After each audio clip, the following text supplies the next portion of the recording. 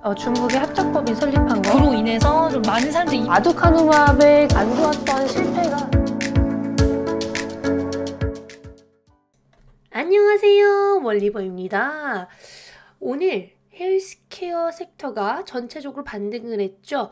어제 나스닥 헬스케어도 좋은 흐름을 보여주었습니다. 이제 다음 주부터 실적 발표 시즌이기도 하고 제약바이오 섹터에 있어서 섹터의 호황기를 이끌어줄 수 있는 게 트렌드가 확실해질 때, 그리고 빅파마들의 의약품이 시장 전망치 상향이 지속될 때라고 말씀드린 바가 있는데요. 지금이 비만, 당뇨로 인해서 그 시기가 다가오고 있는 상황입니다. 그래서 헬스케어는 어제 그리고 오늘 다른 섹터보다 조금은 나은 모습인데요. 방금 비농업 고용지수가 발표되면서 미국 고용지수가 상회를 했습니다. 그만큼 미국 경제가 생각보다 여전히 스트롱하다라는 거겠죠. 이렇게 되면 금리 인상기가 우리가 생각하는 것보다 길어질 수 있을 것이라는 점.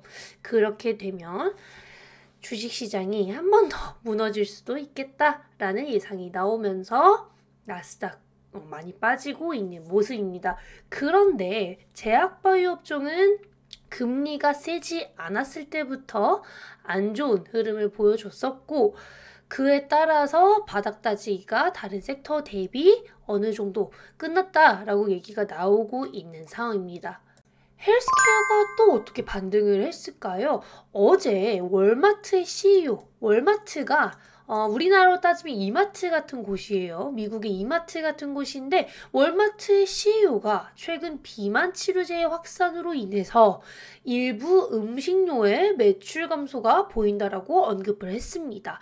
그만큼 비만 치료제에 대한 엄청난 수요를 다른 섹터에서도 확인이 된 바가 있는 거고요. 이 비만과 당뇨라는 엄청난 시장이 트렌드로 자리를 잡고 있다라는 것은 모두가 알게 된 사실이라는 겁니다.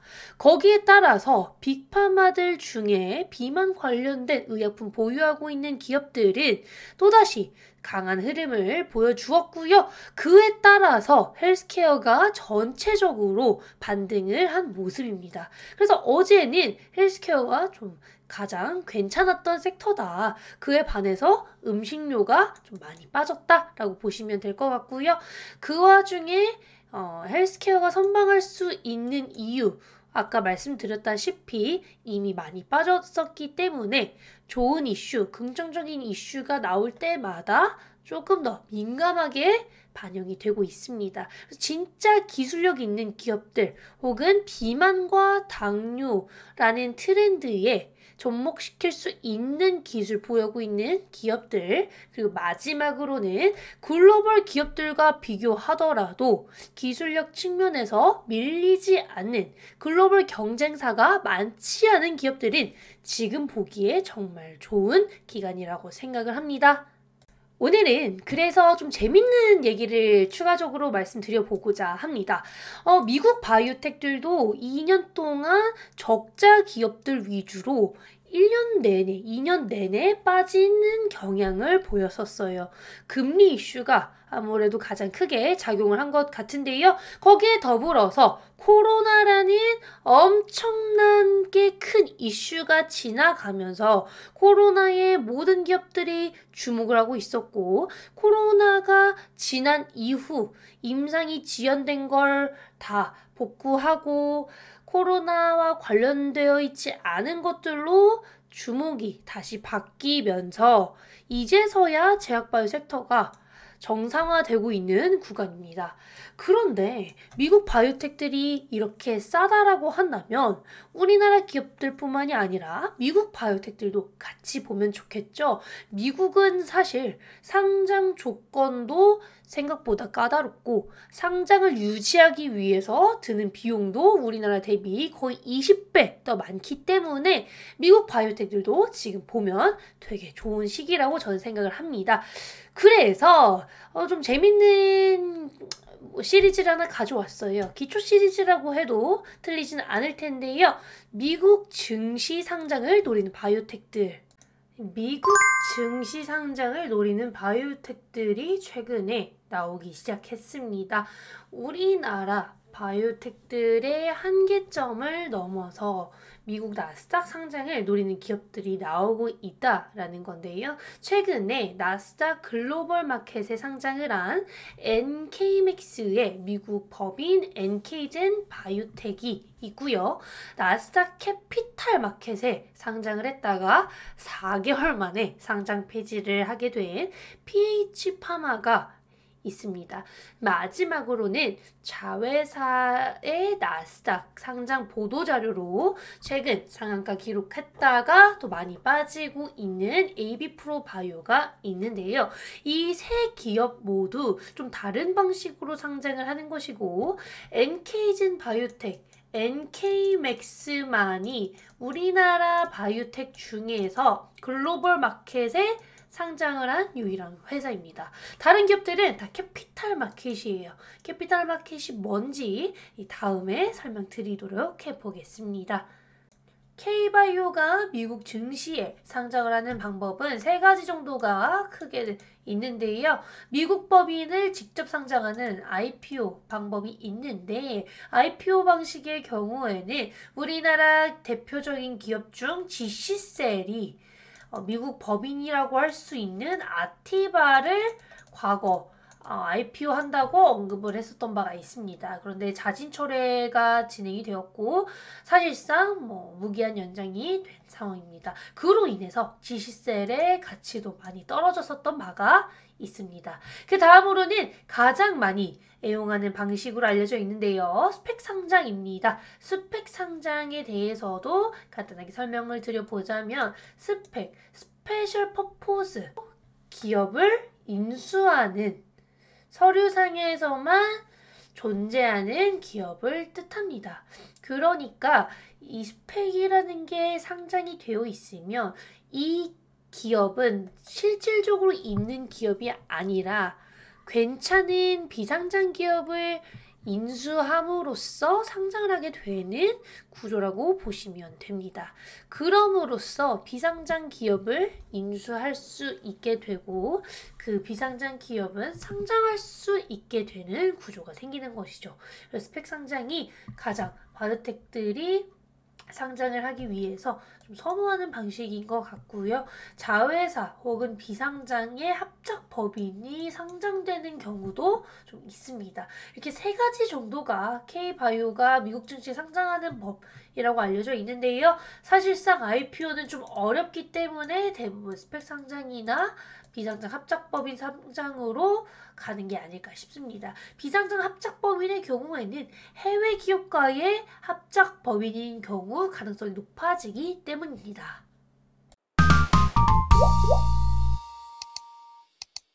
먼저 나스닥 시장의 종류에 대해서 간단하게 설명을 드려볼게요. 나스닥은 글로벌 셀렉트 마켓, 글로벌 마켓, 그리고 캐피탈 마켓 이렇게 3가지 정도로 나뉘어져 있습니다. 나스닥은 글로벌 전자시장으로 미국의 주식 거래 시장을 뜻하죠. 나스닥 글로벌 셀렉트 마켓은 글로벌 대형 기업들 중에서도 기술주들, 글로벌 성장 기술 대기업들이 많이 상장이 되어 있는 마켓입니다. 그래서 애플이나 구글 같은 기술주인데 성장성이 있고 대기업들이 많이 상장이 되어 있고요. 나스닥 증권거래소 중에서 가장 엄격한 상장 기준을 갖고 있는 마켓이라 대기업들이 주로 상장이 되어 있어요. 그 다음으로 엄격한 마켓은 글로벌 마켓인데요. 글로벌 셀렉트 마켓보다는 당연히 상장 기준이 유연하고 미국이 아니라 그 외에 국제 기업들도 상장을 많이 한 마켓입니다. 거기에 기술력을 인정받은 혹은 재무가 어느 정도는 안정적인 기업들이 상장을 많이 하는 마켓인데요. 적자지만 기술력이 확실하다면 상장을 할 수 있기 때문에 좋은 바이오텍들도 다수 상장이 되어 있습니다. 대표적인 기업들로는 유전자 편집 대장인 크리스퍼 테라퓨틱스, 유전자 가위 기업이죠. 유전자 가위 기술을 보유하고 있는 크리스퍼 테라퓨틱스가 글로벌 마켓에 상장이 되어 있고요.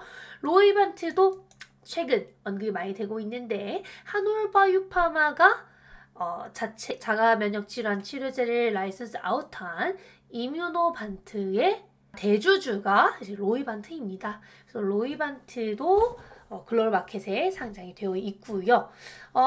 우리나라로 치면 코스피, 코스닥, 코넥스 정도라고 보시면 돼요. 나스닥 캐피탈 마켓은 거의 코넥스 수준이라서 상장 문턱도 가장 낮고 여기 제가 적어 놓은 기준만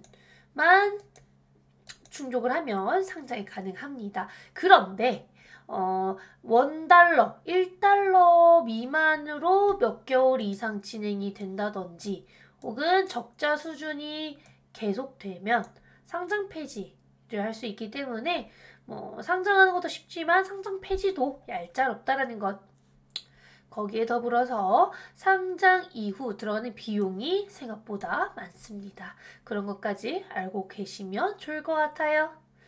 그렇다면 우리나라 기업들 어디에 상장을 했고 아까 처음에 말씀드린 세 기업 관련해서 간단하게 요약 드려보도록 하겠습니다. NK맥스의 미국 법인인 NK젠 바이오텍이 미국의 스펙 상장을 통해서 상장을 했습니다. 8월에 스펙 상장 승인을 받았고요. 스펙 상장 완료가 지금 되어 있어요. 그래서 나스닥 글로벌 마켓에 상장을 했습니다. 국내 바이오텍들은 이전에 말씀드렸다시피 대부분 캐피탈 마켓에 상장을 했었던 바가 있는데 글로벌 마켓 상장한 게 그래도 조금 유의미했지 않았나 싶고요. PH파마도 캐피탈 마켓이었기 때문에 상장을 했던 게 오히려 의미가 없었을 수도 있겠다. 거기에 더불어서 NK맥스는 최근 알츠하이머 치료제 개발 기업으로 관심을 많이 받고 있는데요. NK세포 치료제인 SNK01의 임상 2상 미국 FDA 신청을 예정하고 있습니다. 거기에 더불어서 일본과 중국 같은 경우에는 NK세포 치료제를 재생의료 치료 허가를 받게 되면 바로 투여가 가능해지는 정책이 있기 때문에 그 허가가 진행 중이고 실사가 완료되었기 때문에 조만간 상용화가 추진될 수 있을 거라고 예상을 하고 있습니다. 중국 수강그룹 투자 유치도 이미 한번 진행한 바가 있고 건기 수출 지속으로 매출 단에서도 상대적으로 빠르게 올라올 수 있는 요건은 갖춰진 상태입니다. 그래서 미국의 법인 상장한 것도 이제는 비용 단에서도 조금은 상대적으로 옛날보다는 어려움이 없을 수 있겠다라고 보입니다. 실제 상장 내용 가져와 보았는데요. 뉴욕 증권거래소에 상장되어 있었던 G4라는 스펙과 합병을 해서 10월 2일 나스닥 글로벌 마켓에 상장을 했습니다. 그런데 주가 흐름 안 좋죠. 지금 미국 시장 자체가 안 좋은 것도 있고 금리 관련해서 바이오텍이 안 좋았었던 것도 있고요. NK맥스가 NK세포 치료제를 개발하는 기업인데 세포 치료제 쪽도 그 1년간 주가 흐름이 안 좋았었던 것도 반영이 된 것 같습니다. 일단은 세포 치료제 시장이 한 번 더 살아나게 되는 것과 T세포 말고 NK세포 쪽에서도 서프라이징한 임상 데이터가 나오게 된다면 그때 좋은 흐름 보여줄 수 있지 않을까 싶습니다. 그럼 글로벌 마켓의 상장이란 NK맥스와 NK젠 바이오텍도 저렇게 흐름이 좀 무서운데 캐피탈 마켓에 상장한 기업들의 최후는 어떤 식일까요? 나스닥 1호 K바이오텍으로 알려져 있었던 PH파마예요. 저는 뭐 처음 들어봤었긴 했는데 페이치파마는 상장 4개월 만에 상장 폐지가 된 거고요. 30 영업일 연속으로 1주당 가격이 $1 미만이었기 때문에 상장 폐지 경고를 받았었고 상장 폐지까지 이르게 되었습니다. 페이치파마가 인적 분할로 세운 피크바이오가 스펙 상장을 통해서 캐피탈 마켓에 상장을 한 것이고요. 코스닥에 상장을 하는 것보다 캐피탈 마켓이 더 쉽다라고 앞서 말씀드린 바 있습니다. 충족 요건이 생각보다 아무것도 아니었죠. 그런데 나스닥 상장 유지 비용이 연간 약 40억 원으로 코스닥의 20배 정도라고 합니다. 이 비용을 내면서까지 상장을 할 이유는 사실 많이 없죠. 거기에 더불어서 코스닥 상장이 무산되면서 상장을 했었던 것이기 때문에 이 수순은 어쩔 수 없는 수순이었지 않을까 싶습니다. 이건 구독자분들 중에서도 질문하신 분들이 몇 분 계셨었는데요. AB프로바이오라는 기업이 미국 법인의 스펙합병 계약 체결로 상한가를 한번 갔었습니다. 그 이후에 지금 많이 떨어지기는 했습니다만 스펙합병 계약을 했다라는 보도자료만으로도 상한가를 갔었기 때문에 한번 언급을 드려보고자 하는데요. AB프로바이오의 미국 관계사 AB프로죠. AB프로가 이번에 스펙합병 계약을 체결한 것은 맞습니다. 그런데 2018년도에 글로벌 마켓 상장을 추진하였으나 실패를 했던 이력이 있고 현재 최종 조건 확정은 하고 있으나 증권 신고서 제출을 아직 하지 않았기 때문에 이 부분도 업데이트를 꾸준히 받아야 될 것 같고요. 캐피탈 마켓이라면 코스닥 상장보다도 유의미하지 않는 상황이기 때문에 이 부분도 큰 의미 부여를 안 할 수도 있겠다. 하지만 캐피탈 마켓이 아니라 글로벌 마켓에 상장을 한다라고 한다면 그건 한번 업데이트 받아볼 만할 것 같습니다. 거기에 더불어서 과거 이력, 여기 글로벌 마켓에 상장 추진했다가 실패한 이력, 그리고 임상이 진전이 잘 되고 있느냐도 당연히 알아야 되는 부분이겠죠. 그러니까 제가 오늘 말씀을 드리고 싶은 부분은 미국 법인이 혹은 미국 자회사가 혹은 미국 관계사가 상장을 한다라고 했을 때 무조건적으로 좋은 게 아니라 이 요건들을 확인해 봐야 된다. 오늘 여기까지 설명드릴 거고요.